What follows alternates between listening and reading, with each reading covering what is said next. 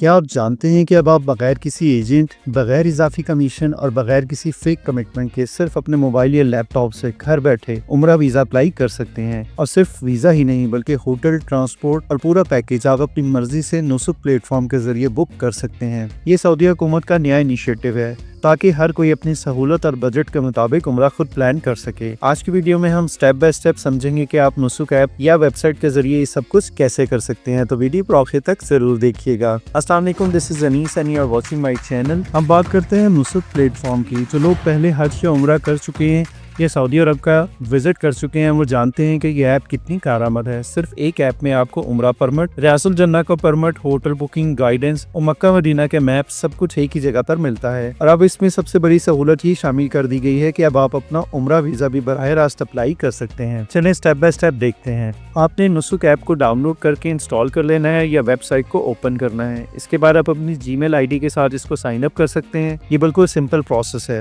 جیسے آپ کسی سوشل میڈیا اکاؤنٹ پر سائن اپ کرتے ہیں اسی طریقے سے آپ سائن اپ کریں گے۔ اس کے بعد آپ اس کو لاگ ان کر لیں گے۔ لاگ ان کرنے کے بعد آپ کو مختلف ریڈی میڈ پیکیجز نظر آئیں گے۔ ان میں مکہ اور مدینہ میں قیام، ہوٹل کی ڈیٹیل، ٹرانسپورٹ سب کچھ شامل ہوتا ہے۔ یہاں پر سب سے اچھی بات یہ ہے کہ جو آپ کو اسکرین پر دکھ رہا ہے وہی آپ کو گراؤنڈ پر ملے گا۔ کوئی سرپرائز یا ایجنٹ کا یہ ہوٹل ان اویلیبل والا بہانہ نہیں ہوگا۔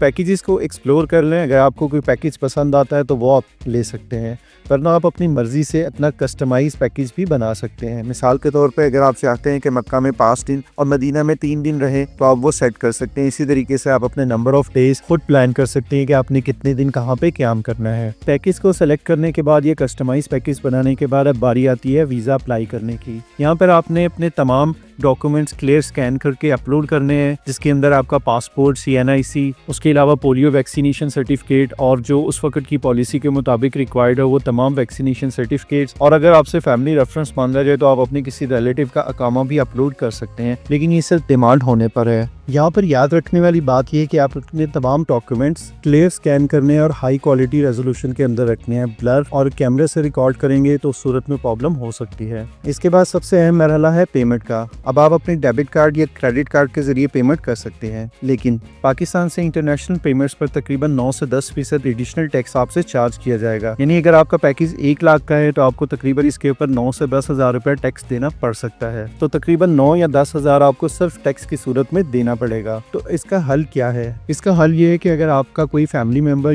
سعودی عربیہ میں ہے یا کسی اور ملک میں ہے تو ان کے کارڈ سے بھی آپ پیمنٹ کر سکتے ہیں، لیکن دھیان رہے کہ جس کارڈ سے آپ بکنگ ہو اس شخص کی ID آپ کے پاس لازمی ہو، کیونکہ ایئرپورٹ پر آپ سے پوچھا جا سکتا ہے کہ یہ پیمنٹ کس نے کی ہے۔ اور اس صورت میں پاکستانی ٹیکس تو اپلیکیبل نہیں ہوں گے، لیکن اگر اس ملک میں کوئی ایڈیشنل ٹیکس ہوگا تو وہ ضرور اس کے اوپر چارج کیا جائے گا۔ تو ٹرانزیکشن کرنے سے پہلے یہ چیک کر لیں کہ جہاں سے آپ ٹرانزیکشن کرنے جا رہے ہیں وہاں پہ کتنا ٹیکس ہے۔ ویزا اپلائی کرنے سے پہلے ایک گولڈن رول ہمیشہ یاد رکھیں، ہمیشہ ریسرچ کریں اور پیکیجز کو کمپیئر کریں۔ اس کے بعد اپنی ضرورت اور بجٹ کو دیکھ کر ہی فیصلہ کریں۔ یہاں پر پاکستانی ایپلیکینٹس کے ساتھ ایک چھوٹا سا چیلنج ہو سکتا ہے۔ شروع میں ہو سکتا ہے کہ بہت ساری ایپلیکیشنز کو سینڈ ٹو ایمبیسی کر دیا جائے اور پھر فزیکل ویریفیکیشن کے بعد ویزا ایشو کیا جائے۔ اس کی وجہ یہ ہے کہ بہت سے لوگ انلیگل طریقے سے گروپس بنا کر بیگنگ کے لیے یا ویزا ٹریڈنگ کرتے ہیں، جس پر سعودی حکومت نے سخت پابندی لگا رکھی ہے۔ تو شروع میں آپ کو یہ چیلنجز فیس کرنا پڑیں گے، لیکن اگر آپ کے تمام ڈاکومنٹس بالکل ٹھیک ہے اور آپ نے صحیح طریقے سے ہر چیز اپلوڈ کی ہے تو امید ہے کہ آپ کو پرابلم نہیں آئے گی۔ اور پھر بھی اگر سینڈ ٹو ایمبیسی ہو جاتا ہے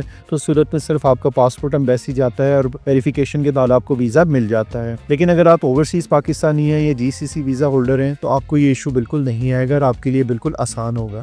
اگر آپ کو لگتا ہے کہ پیکیج آپ سے نہیں بن رہا یا کوئی مشکل آ رہی ہے تو اس کے بعد آپ سروس پرووائڈرز پہ جا سکتے ہیں۔ سروس پرووائڈرز وہ تمام رجسٹرڈ کمپنیز ہیں جو حج اور عمرہ کی سروسز پرووائڈ کرتی ہیں۔ تو یہاں سے آپ کسی کو بھی سلیکٹ کر سکتے ہیں، اور جب آپ کسی کو بھی اوپن کریں گے، جیسے کہ ہم یہاں پر ویو پروفائل پہ کلک کریں گے تو اس کمپنی کی کمپلیٹ ڈیٹیلز یہاں پر آ جائیں گی، جس میں ان کا واٹس ایپ نمبر بھی ہوگا، ای میل ID بھی ہوگا۔ آپ ان سے ڈائریکٹ بات کر سکتے ہیں اور ان سے بھی آپ اپنا پیکیج بنوا سکتے ہیں۔ تو یہ تھی مکمل اور فزیکل طریقہ کہ آپ کس طریقے سے نسک پلیٹ فارم کے ذریعے گھر بیٹھے عمرہ ویزا اپلائی کر سکتے ہیں اور اپنی مرضی کا پیکیج بنا سکتے ہیں اور ایجنٹ کے جھنجٹ سے بچ سکتے ہیں۔ اگر آپ کو یہ ویڈیو پسند آئی ہو تو اس کو لائک ضرور کیجیے گا، اور سب سے ضروری کامنٹس میں ہمیں یہ بتائیں گے کہ آپ نسک پلیٹ فارم کے ذریعے عمرہ پلان کریں گے یا پرانی روایت کے مطابق ایجنٹ کے پاس جانا بہتر سمجھیں گے۔ آپ کے کامنٹس نہ صرف ہمارے لیے فیڈ بیک ہیں بلکہ دوسروں کے لیے بھی رہنمائی ہوں گے۔ ملتے ہیں ایک اور ویڈیو میں۔